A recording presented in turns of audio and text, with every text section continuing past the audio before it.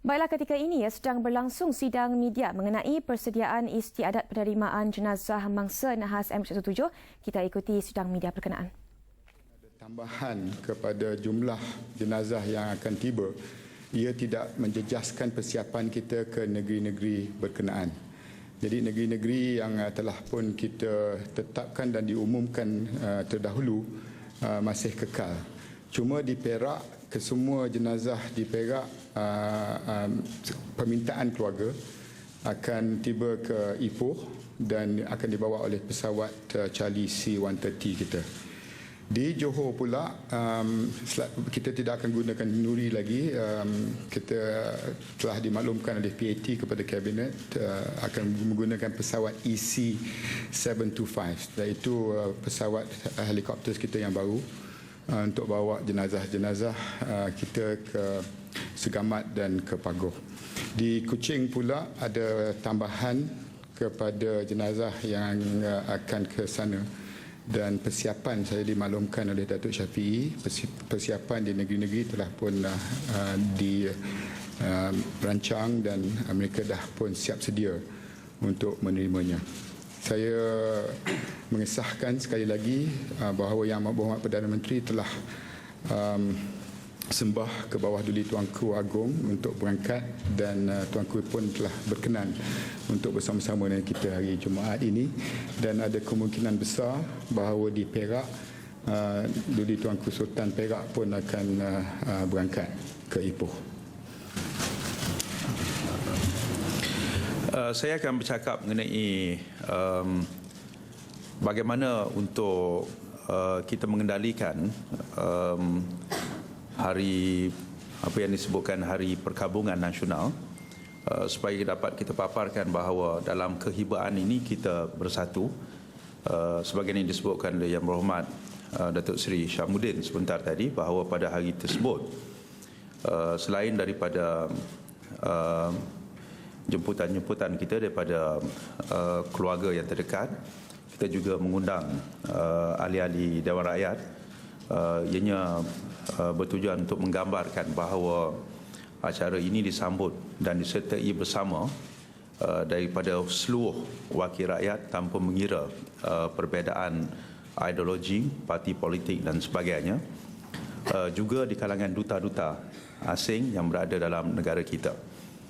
Namun begitu, bagi orang ramai, kalau mereka ingin datang ke KLIA, mereka boleh berada di luar daripada perkarangan kompleks Bunga Raya, kerana satunya faktor tempat yang terhad di dalam kompleks tersebut, dan perkara-perkara yang berkaitan dengan soal keselamatan dan sebagainya, mereka bolehlah berada di luar daripada perkarangan tersebut untuk memberikan penghormatan kepada jenazah.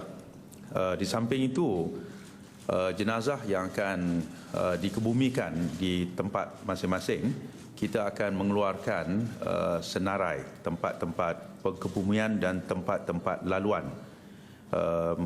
Misalnya kalau di Ipoh, jenazah akan sampai dengan pesawat Charlie di lapangan terbang Ipoh, dan laluannya akan dimaklumkan di mana tempat, dan kita akan keluarkan dalam masa sebelum petang ataupun malam ini untuk pihak akhbar dapat paparkannya di dalam akhbar besok, dan kita minta supaya orang ramai dapat mengikuti perkara ini melalui saluran radio ataupun televisyen yang akan kita umumkan daripada masa ke semasa.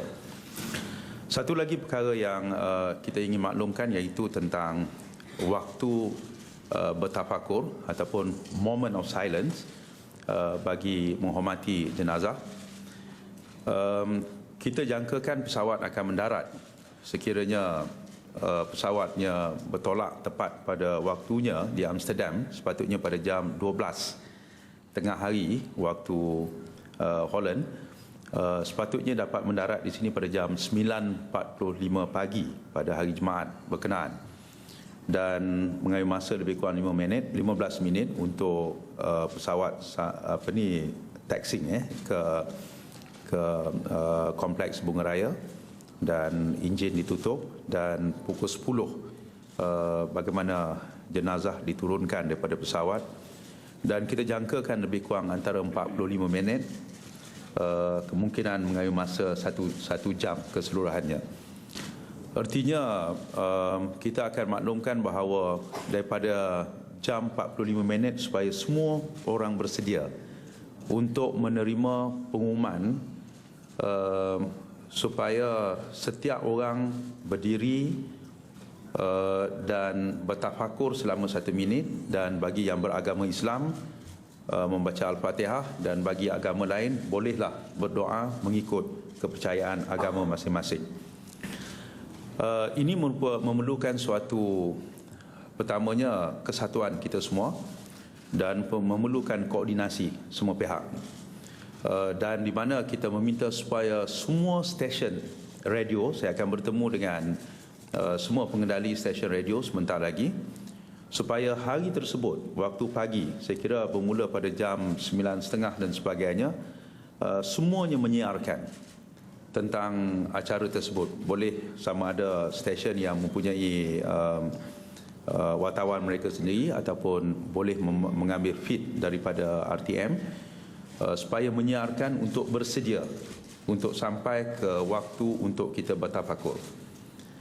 Dan kita meminta supaya seluruh negara bertafakur dalam masa yang sama. Sama ada mereka itu di pejabat, mereka di sekolah, mereka yang berjalan di pasaraya, dan kenderaan-kenderaan juga dikenaki berhenti pada waktu yang berkenaan. Sebab itu kita katakan bahawa siapa yang berada dalam kenderaan di Kuala Lumpur dan sebagainya untuk berhenti pada waktu yang berkenaan, bersedia untuk berhenti pada waktu yang berkenaan. Bagi tujuan media, kita telah mengaturkan beberapa tempat supaya media dapat memberikan tumpuan pada tempat-tempat ini. Yang pertama di Jambatan Pulau Pinang, supaya dapat diberikan, kerana ia dapat memberi gambaran bahawa ini tempat di mana seluruh kenderaan berhenti. Di bangunan Sultan Abdul Samad di Kuala Lumpur, di KLIA dan KLIA 2, KLIA 1 dan KLIA 2. Ini memberi simbol tentang solidariti kita di kalangan pekerja-pekerja penerbangan. Di CIQ Johor Bahru, kerana ia melibatkan pergerakan manusia antara negara kita dan negara lain, dan kita akan beritahu tentang di Sabah dan Sarawak juga manakah tempat yang paling sesuai bagi tujuan media untuk mengambil, supaya dapat kita lihatkan tempat-tempat begini untuk kita paparkan kepada dunia bahawa Malaysia bersatu di dalam kehibaan kita menyambut ketibaan jenazah mangsa MH17 ini. Terima kasih. Saya nak ucap terima kasih kepada semua kementerian yang telah pun dapat membantu dan menyelaraskan istiadat penerimaan dan penghormatan yang diberikan kepada jenazah kita yang akan tiba pada 22 hari bulan Oktober ini. Saya nak jelaskan di sini bahawa kesemua 28 rakyat Malaysia telah dikenal pasti, dan pada 22 hari bulan kita dah bawa balik 20 jenazah. Daripada 28 yang dikenal pasti, 14 adalah Muslim dan 14 non-Muslim. Dan kita telah pun mengaturkan semua yang perlu di Amsterdam, Multi-Faith Group dan juga JAKIM berada di sana. Dan di sini kita juga adakan proses yang sama untuk memastikan bahawa penghormatan yang tertinggi diberikan kepada jenazah. Dan juga saya yakin rakyat Malaysia akan bersatu untuk kita memberi kekuatan kepada ahli-ahli keluarga menghadapi masa yang cukup susah dan payah pada sekarang. Terima kasih. Datuk Rohani pasal Anukis. Terima kasih. Alhamdulillah, setakat ini kita telah mendapat satu kerjasama yang begitu baik daripada waris-waris. Itu tadi sidangan media persiapan Majlis Perkabungan Nasional Mangsa MH17